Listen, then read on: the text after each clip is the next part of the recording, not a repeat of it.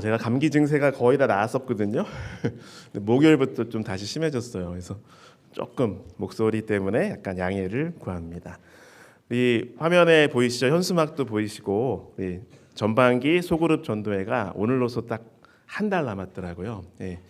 물론 우리 소그룹별로 장소, 강사, 일시 이런 것이 다 다르기 때문에 조금 차이는 있겠지만 우리 하나님께서 우리 생명을 구원하시는 풍성한 은혜를 주시는 귀한 말씀의 잔치가 되기를 간절히 바랍니다. 우리 여러분 기도하고 계시죠? 네, 초청할 분들 마음속에 두고 기도하고 연락하고 계신가요? 네, 우리 소그룹 전도회의 풍성한 은혜를 성령 하나님께서 더하시기를 간절히 바랍니다. 오늘은 하나님의 심판이 복음인 이유라는 제목으로 주님의 은혜를 나누고자 합니다. 이 내용은 굉장히 중요한 내용입니다. 그리고 이번 기회에 안교 작년 교과와 굉장히 깊은 연관이 있는 내용이기도 하고요. 아시다시피 몇 번 걸쳐서 우리가 사경회에서 다룬 것과도 관련이 깊은 그 내용입니다. 네, 오늘의 주제 성구는 로마서 8장 1절로 2절에 있는 말씀입니다. 로마서 8장 1절로 2절에 있는 말씀을 우리 함께 읽도록 하겠습니다. 같이 읽으실까요? 그러므로 이제 그리스도 예수 안에 있는 자에게는 결코 정죄함이 없나니 이는 그리스도 예수 안에 있는 생명의 성령의 법이 죄와 사망의 법에서 너를 해방하였음이라. 아멘. 자, 참고로 심판과 재판에 대한 단어에 관해서 궁금해하시는 성도분이 계시더라고요. 쉽게 말씀드리면 우리나라 말로는 재판과 심판이 다 법률적인 용어로 사용됩니다. 그리고 심판은 또 운동 경기 할 때도 사용이 됩니다. 그리고 우리 기독교 용어로 그리스도교 용어로 우리 하나님께서 하시는 심판을 우리말로는 항상 심판이라고 표현을 합니다. 그러나 거의 비슷한 뜻이에요. 그래서 여러분 이렇게 검색해 보시면 우리가 일반적으로 하는 재판 있잖아요, 그렇죠? 그런 것을 하는 것을 심판이라고 합니다. 그래서 일반적으로 사용되는 용어고요. 성경에는 이제 거의 같은 의미로 사용되고 있는데, 물론 아시다시피 성경의 원어인 히브리어나 헬라어도 한 단어가 한 가지 뜻만 있는 단어도 없고요. 같은 뜻을 가진 여러 단어들도 있을까요? 물론 그렇습니다. 그렇지만 좀 살펴보면 헬라어의 몇 단어 중에 크리노라는 단어가 있는데요. 분리하다, 판단하다, 결정하다. 이것이 심판이라고 번역되었습니다.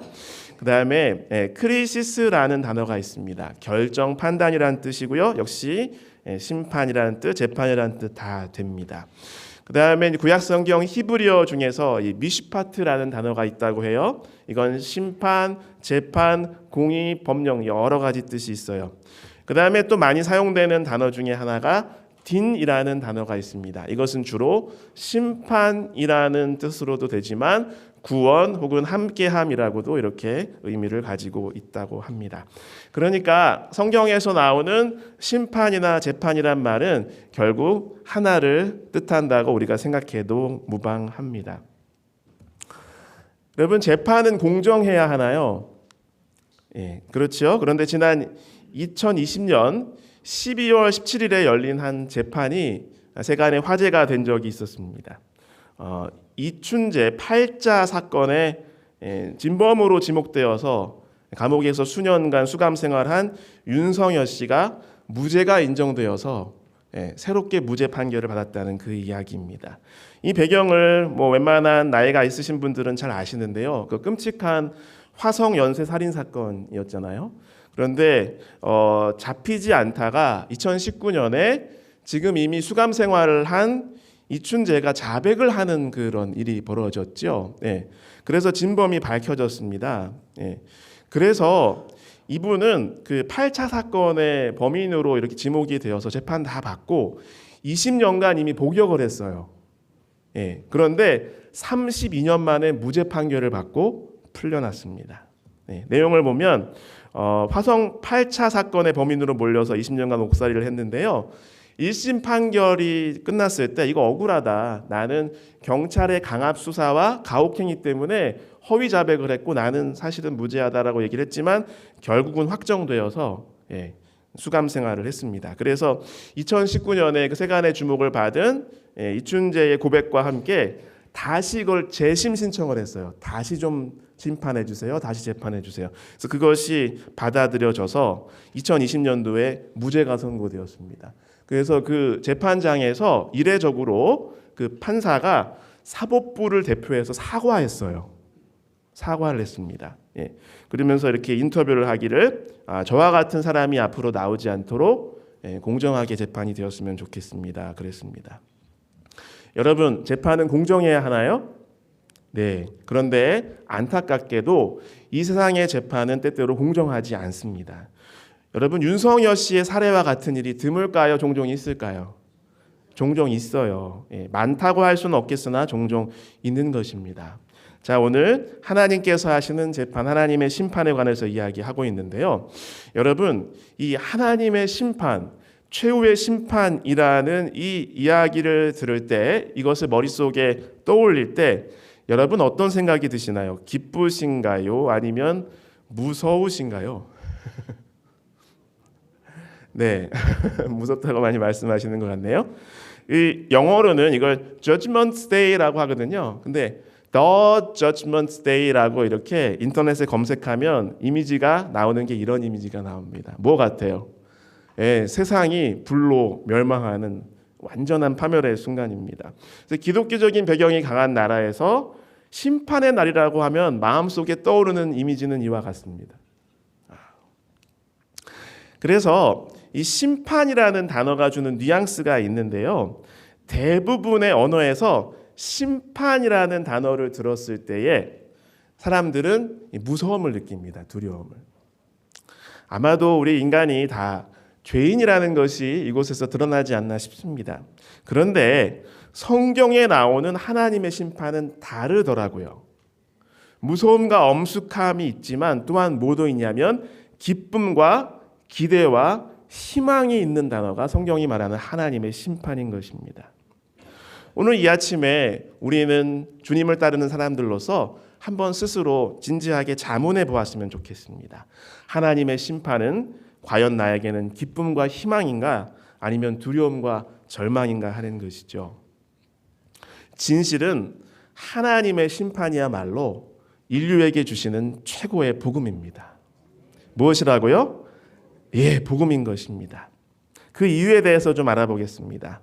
첫 번째, 하나님의 심판이 완성되어야지만 나의 구원이 완성되고 나에게 천국이 실현되기 때문에 그렇습니다.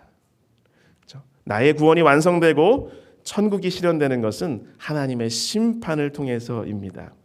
여러분, 우리는 성경에 잘 설명되어 있는 설명을 통해서 지구의 종말과 재창조의 과정을 알고 있습니다. 요한계시록에 이것이 잘 나와 있고요. 이 세상의 끝이 다가올수록 선과 악의 대립이 아주 치열해짐을 이야기하고 있습니다. 그리고 그리스도께서 영광스럽게 다시 재림하시고요. 그때에 의인은 승천하게 되죠. 그리고 악인은 그렇죠? 이 잠깐 스쳐 지나간 그 이미지처럼 이 불과 영광으로 다 멸망을 하게 됩니다. 그 다음에 천년기라는 시간이 있는데 이때는 사탄 마귀가 결박돼요. 전혀 아무런 미혹과 활동을 못하게 됩니다. 지구는 황폐한 채로 남아 있고요. 그 다음에 승천한 의인들 성도들은 심판을 합니다. 세상의 모든 인류를 재판하는 과정을 주님과 같이 하는 것입니다. 그리고 그 다음에 그 과정이 끝나면 새 예루살렘 성이 이 땅으로 내려옵니다. 지구로 내려옵니다. 그때 그리스도와 성도들이 함께 이 땅에 다시 돌아오게 되고요.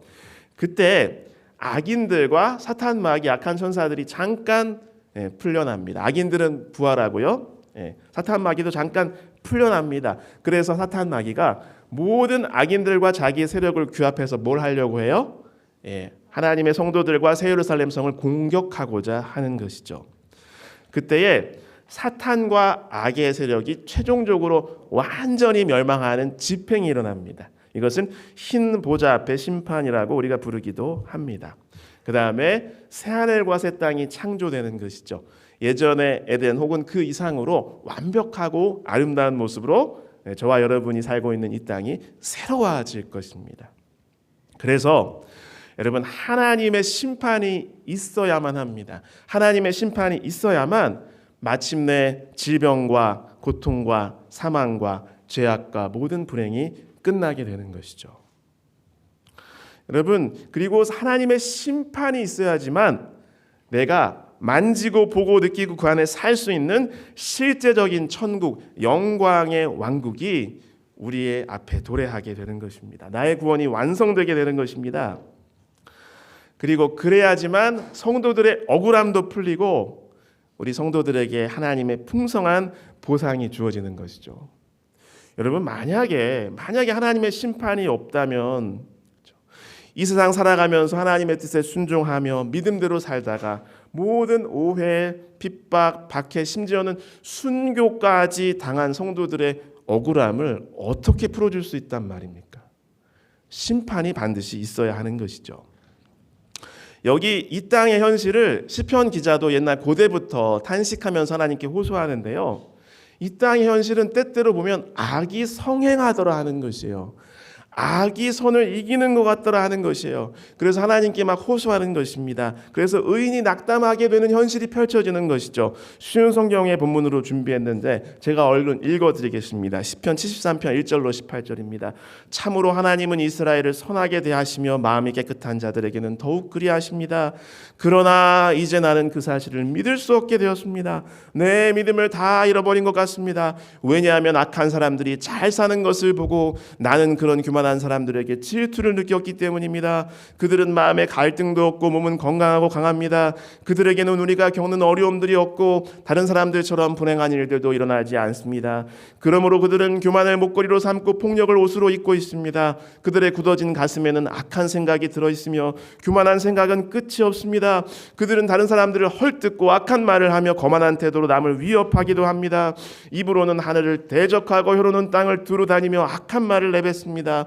하나님의 백성들도 그들을 따르는 무리와 한편이 되어 물을 들이키면서 하나님이 어떻게 알겠는가? 지극히 높은 하나님이 뭘 알고 계신가라고 말합니다. 이것이 약한 자들이 사는 방식입니다. 언제나 편안하게 살면서 재산은 점점 더 늘어만 갑니다.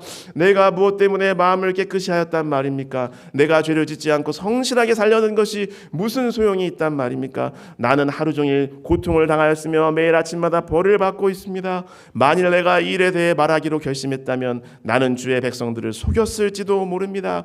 나는 이 모든 일들을 이해해 보려고 무척이나 했었지만 그것은 너무나 힘든 일이었습니다. 여러분, 때때로 우리도 세상을 돌이켜보면 이런 마음이 들 때 있어요, 없어요? 있어요. 그런데 17절에 18절에 이렇게 고백을 하더라고요. 같이 읽겠습니다. 그러나 하나님의 성전으로 나아가서야 비로소 그들에게 무슨 일이 일어날지 깨닫게 되었습니다. 참으로 주께서는 그들을 미끄러지는 곳에 내버려 두시고 그들이 망하도록 하실 것입니다. 아멘. 그렇습니다. 세상에 악이 성행하는 모습을 보면서 믿음을 잃어버릴 만한 그런 지경이 되고, 그렇죠? 마음도 힘을 잃고 안타까웠지만 어디에 들어가니까요? 성전에 들어가니까 답이 보이더라 하는 것이에요. 하나님의 뜻이 보이더라. 하나님의 섭리와 뭐가 있다는 거예요? 심판이 있다는 것을 깨닫게 되었다는 것입니다. 그래서 하나님을 붙들고 찬양한다고 하는 것이죠. 여러분, 이렇게 한번 생각해 보셨나요? 우리 천국 다 들어가야 되잖아요. 새하늘과 새 땅 한 분도 빠짐없이 꼭 들어가야 되잖아요. 그런데 천국이 진짜 천국, 낙원인 이유는 무엇일까요? 네, 예수님께서 계시기 때문에. 아멘. 또요.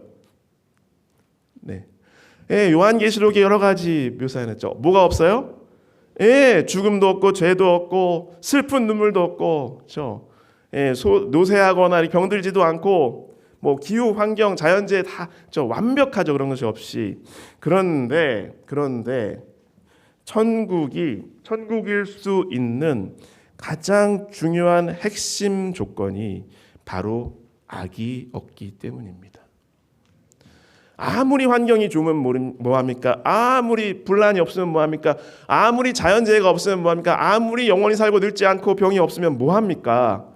악한 사람이 있으면 어떻게 되는 거예요? 악한 피조물이 있으면 또 망가집니다.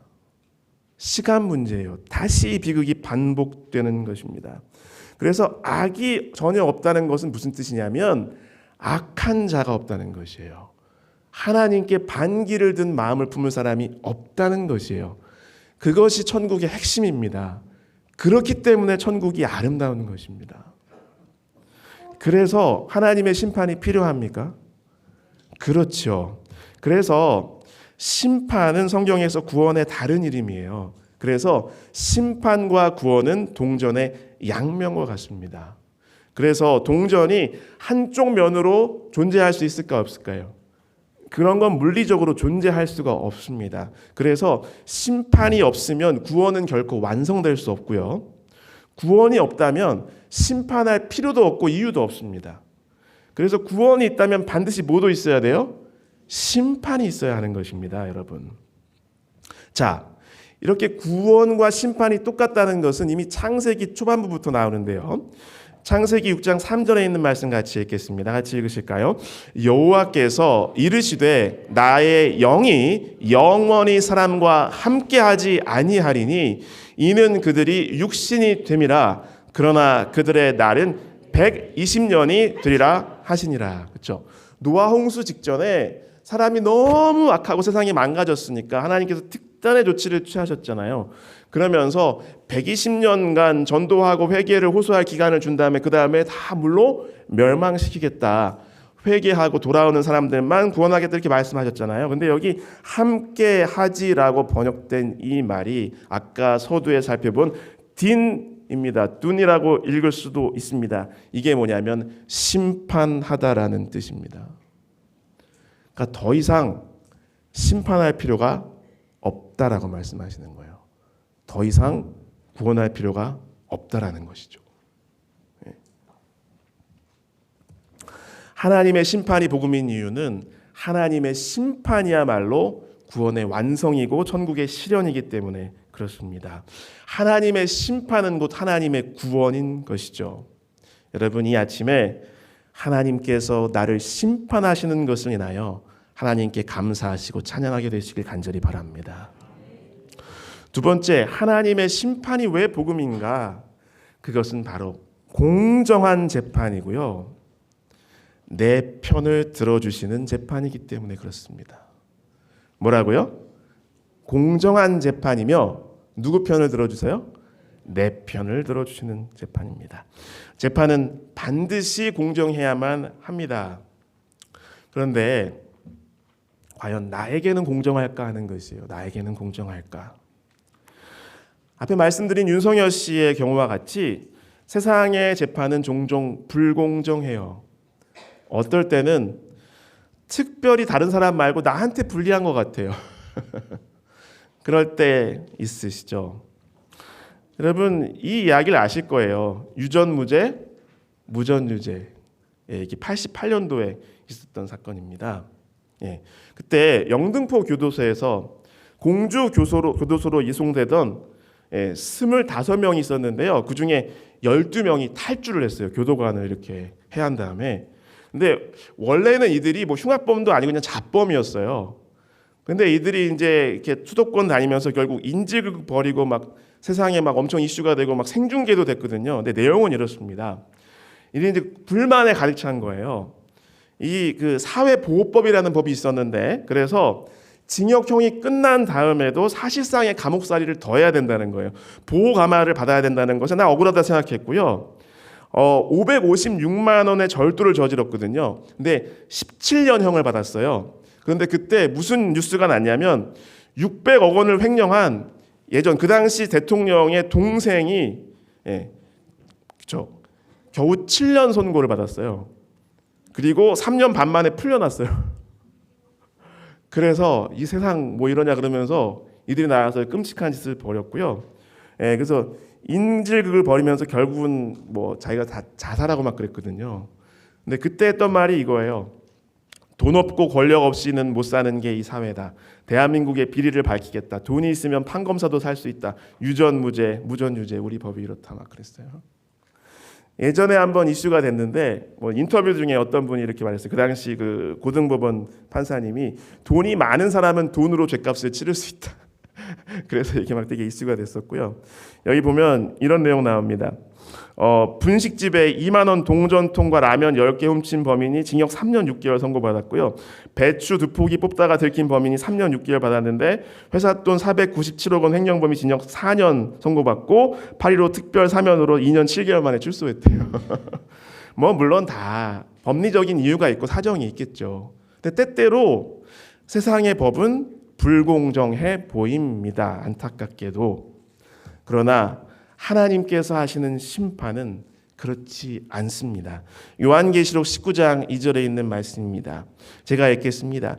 그의 심판은 참되고 의로운지라 음행으로 땅을 더럽게 한 큰 음녀를 심판하사 자기 종들의 피를 그 음녀의 손에 갚으셨도다 하고 비유적인 표현으로 다 되어 있는 거 아시죠? 예. 여기 보면 요한계시록 16장 5절에도 거룩하시니여 이렇게 심판하시니 의로우시도다 이렇게 되어 있고요. 여기 사도행전 17장 31절 같이 한번 읽어볼까요? 이는 정하신 사람으로 하여금 천하를 공의로 심판할 날을 작정하시고 이에 그를 죽은 자 가운데서 다시 살리신 것으로 모든 사람에게 믿을 만한 증거를 주셨음이니라 하니라. 아멘. 또한 여기 데살로니가후서 1장 5절에도 하나님은 공의로운 심판을 하는 표를 주셨다라고 되어 있습니다. 하나님께서 하시는 심판은요, 모든 그 과정과 그 상황을 피조물에게 완전히 공개하십니다. 그래서 공의로운 심판입니다. 또한 우주보다도 크시고 하나님의 법을 제정하신 바로 그분께서 예수 그리스도 이 땅에 인간으로 오셔서 우리 인류의 죄값을 대신 지셨기 때문에 모든 인류의 죄값을 충분히 치르고도 엄청나게 남음이 있는 희생으로서 범죄의 형벌을 이미 받으시고 그것을 조건으로 원하고 회개하는 사람들에게 무죄를 선고해 주는 심판이기 때문에 공의로운 것입니다. 하나님의 심판이 공의로운 이유들 이와 같습니다. 여러분 원하시는 사진 찍으시는 게 좋을 것 같아요. 여러 내용이 많아서 첫 번째, 심판의 기준이 명확하게 제시되어 있다고 하는 것입니다. 그것이 하나님의 율법입니다. 그 다음에 행한 대로 기록에 따라서 사실대로 심판하기 때문에 그렇습니다. 나랑 안다고 좀 인물이 좋다고 편에 봐주는 거 없습니다. 절대로 기록한 대로 행한 대로 하십니다. 그 다음에 모든 피조물에게 심판의 과정과 내용을 다 공개하십니다. 그래서 복잡하고 오래된 과정이 필요한 것입니다. 그리고 그리스도께서 죄인의 형벌을 대신 당하셨습니다. 그분은 입법자이시며 우주를 창조하신 분이고 통치자이십니다. 그런데 그분께서 우리의 죄를 대신 당해서 벌을 당하셨습니다. 그래서 그분의 생명의 가치는 온 인류의 생명의 가치보다 비할 수 없을 만큼 큽니까? 어떤 의미에서는 그분이 제정한 율법보다도 그분의 존재는 훨씬 더 가치가 큽니다. 그분이 다 이 법의 요구를 다 감당하셨습니다.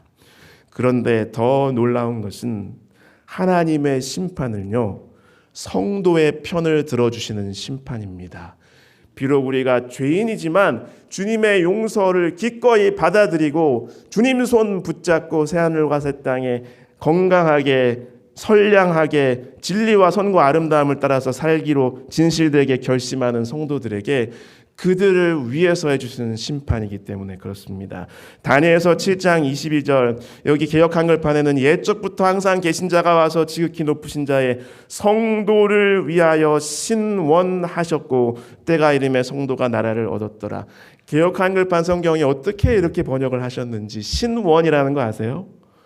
원통한 일을 풀어준다는 것입니다. 굉장히 한국적인 표현입니다.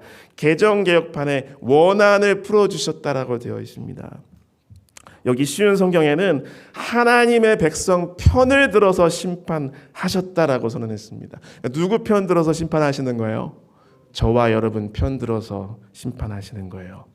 여기 현대인의 성경에는 자기 백성이 유리한 쪽으로 심판을 선언하셨다라고 하셨습니다. 예수님께서요. 우리 하나님의 심판은요, 성도를 위한 심판입니다. 내 편을 들어주시는 심판이고요, 내가 유리한 쪽으로 판결을 내리시는 심판임을 기억하시길 간절히 바랍니다. 그래서 여기 요한계시록 6장에도 보면요, 여기 이제 비유적으로 나옵니다. 하나님께 충실하게 살고 믿음을 지키다가 순교한 영혼들이, 그러니까 실제 모습이 아니라 비유적 표현입니다. 그들이 탄원을 올립니다. 뭐라고 탄원을 올리냐면, 하나님 빨리 심판해 주세요. 하나님 저를 빨리 심판해 주세요라고 이렇게 이야기합니다. 왜냐하면 나의 억울함을 갚아주시기를 호소하는 거예요. 원통함을 풀어주시기를 호소하는 것입니다. 그래서 우리가 얼마나 더 오래 기다려야 지배자님께서 땅 위에 있는 자들을 심판하시어 우리가 흘린 피의 원한을 풀어주시겠습니까? 라고 간청하는 거예요. 심판이 이루어져야 그들의 억울함이 풀리고 복권이 되고 그들이 구원받는 것이죠. 여러분, 하나님의 심판의 이런 본질을 알려주는 책이 뭐냐면 사사기입니다. 사사기가 다른 말로 판관기예요. 영어로는 뭐라 그래요? Judges라고 합니다. 그 당시 사사들은 입법, 사법, 행정권과 선지자의 역할도 때로는 대신하던 그런 분들이었죠. 그래서 12명의 사사들이 나오는데요, 그들이 판관이었어요. 재판장이었어요. 그들은 뭐냐면 이스라엘 백성들을 벌 주고 그렇게 그들을 징계하는 게 그들의 임무가 아니었어요. 원수들의 압제로부터 하나님 백성들을 구원하고 건져내는 사역이 그들의 사역이었습니다. 백성들을 돌보고 적의 공격으로부터 보호하는 일이었습니다. 건져내는 자들이 바로 판관들이었고 사사들이었습니다. 바로 이것이 뭐냐면 재판장이신 하나님께서 오늘 우리를 위해서 하시는 일을 나타냄을 기억하시길 간절히 바랍니다. 그래서 여기 이사야 34장 8절에도 이것은 여호와의 보수하실 날이요 시온의 송사 재판 고발한 그 사건을 위하여 신원하실 해라, 원통함을 풀어주실 해라, 하나님의 보복하는 날이라고 되어 있어요. 여기 현대어 성경에 원수를 갚는 날, 시온의 호소를 듣고 보상해주는 해가 되었기 때문이다. 이게 뭔지 아십니까? 바로 예수님께서 누가복음에 자신의 사역을 시작하시면서 읽으신 그 신원의 날, 그겁니다. 이사야 61장 1절로 2절, 주 여호와의 신이 내게 임하셨으니 이는 여호와께서 내게 기름 부으사 가난한 자에게 아름다운 소식을 전하게 하려 하심이라. 나를 보내사 마음이 상한 자를 고치며 포로된 자에게 자유를, 갇힌 자에게 노임을 전파하며. 2절 함께 읽겠습니다. 여호와의 은혜의 해와 우리 하나님의 신원의 날을 전파하여 모든 슬픈 자를 위로하되. 이게 바로 예수님께서 안식일에 낭독하신 그 말씀이에요. 그러니까 예수님께서는 하나님의 심판이 시작되었고 하나님의 심판이 있다는 것을 선포하기 위해서 이 땅에 오신 분이에요. 그 심판은 그러니까 우리에게 좋은 소식입니까? 좋은 소식이에요. 여기 요한계시록 18장 20절입니다. 하늘과 성도들과 사도들과 선지자들아, 그로 말미암아 즐거워하라. 하나님이 너희를 위하여 그에게 심판을 행하셨습니다. 개정개혁판에는 너희를 위하여 그에게 심판을 행하셨습니다. 심판은 누구를 위해서 하나님께서 베푸시는 거예요? 저와 여러분을 위해서 베푸시는 것입니다. 여러분, 그 춘향전 이야기 잘 아시죠? 그렇죠? 예. 춘향이 억울하게, 그렇죠, 감옥에 갇혀서 정말 어떻게든 형벌의 날만 기다리고 있었잖아요. 그런데 결말에 어떻게 일어났죠? 예, 이몽룡 이도령이 암행어사로 돌아와서, 그렇죠, 모든 날 다 정리하고 재판을 하잖아요. 심판하잖아요. 그 심판을 통해서 누가 구원을 얻어요?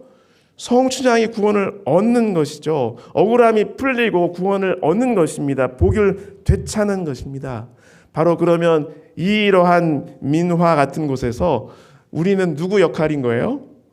성춘향 같은 역할인 거예요. 네, 그렇습니다. 그래서 시편 기자는 계속 간구합니다. 하나님이여 나를 심판해 주소서. 시편 7편 8절, 시편 35편 24절에도 공의대로 나를 제발 심판해 주세요라고 간청합니다. 시편 43편 1절, 하나님이여 나를 판단하시되 나를 변호하시고 간사하고 불의한 자에게서 나를 구원해 주십시오라고 이야기합니다. 시편 76편 8절로 9절 주께서 하늘에서 판결을 선포하심에 땅이 두려워 잠잠하였나니 곧 하나님이 땅의 모든 온유한 자를 구원하시려고 심판하러 일어나신 때로다. 그러니까 심판을 통해서 뭐가 일어나는 거예요? 구원이 일어나는 것입니다. 그래서 시편 97편 8절에 보면 하나님의 백성은 하나님께서 심판하신다 그러면 뭐 하는 거예요? 즐거워하고 기뻐하는 거예요. 살았다 우리 이제 이렇게 이야기하는 것입니다. 여러분, 하나님의 심판이 복음인 두 번째 이유는 같이 읽겠습니다. 하나님의 심판은 공정한 재판이며 내 편을 들어주시는 재판이기 때문에 그렇습니다. 하나님께서 나를 심판하심을 인하여 하나님을 찬양하시는 저와 여러분 되시길 간절히 바랍니다. 세 번째로 참 놀라운 진리인데요. 같이 읽어보겠습니다. 시작. 변호사와 재판장이 모두 예수 그리스도이신 재판. 변호사와 재판장이 누구라고요? 예수 그리스도세요. 여러분, 하나님의 심판에서 예수 그리스도는 우리 성도의 변호자 역할을 하십니다.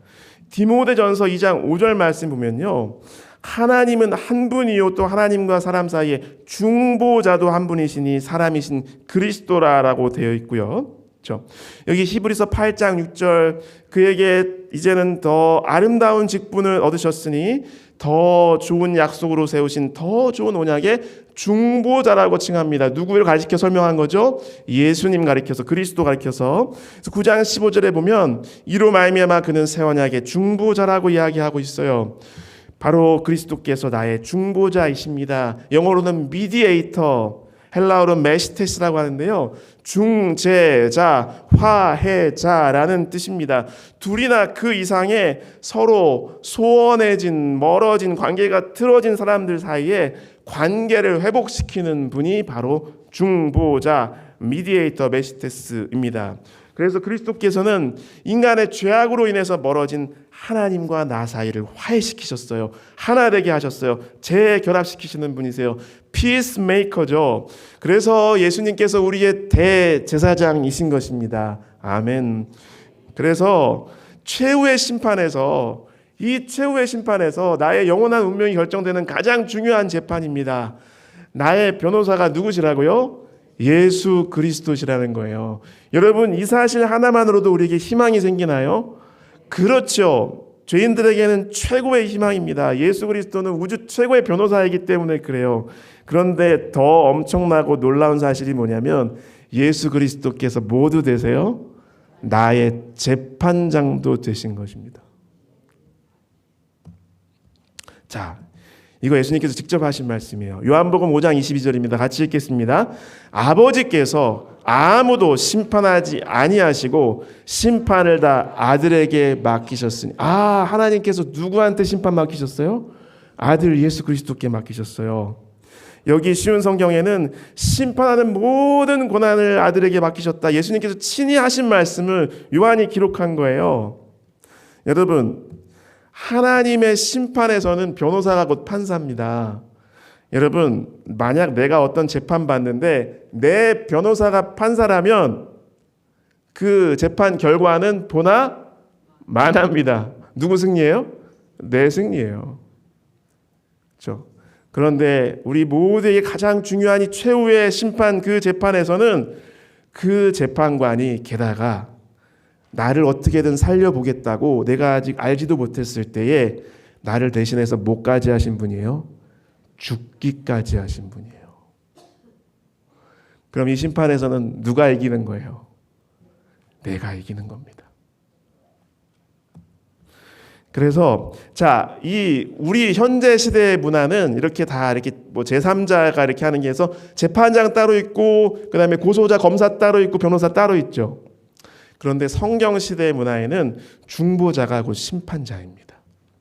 그래서 열왕기상 3장에 보면 그 아기를 가지고 와서 이 아기가 누구의 아기냐 해서 솔로몬 앞에 재판을 받잖아요. 그때도 똑같이 솔로몬이 이러한 역할을 다 했고요. 또한 출애굽기 18장에 보면 그 장인 이드로가 와서 조언하는 그 사건에서 보면 모세가 백성들 재판에서 하루 종일 앉아 있었다고 돼 있잖아요. 한 번에 재판자 변호자 역할을 다 했습니다. 그 다음에 신명기에도 마찬가지고요. 바울이 재판받는 사도행전에도 마찬가지고요. 여기 욥기 9장 32절부터 33절에 있는 말씀입니다. 이분 같이 한번 읽어보실까요? 욥기 9장 32절 33절. 욥이 하나님께 이렇게 탄원하는 듯이 호소하는 장면인데 같이 읽겠습니다. 하나님은 나처럼 사람이 아니신즉 내가 그에게 대답할 수 없으며 함께 들어가 재판을 할 수도 없고 우리 사이에 손을 얻을 판결자도 없구나라고 이렇게 한탄하잖아요. 그렇죠?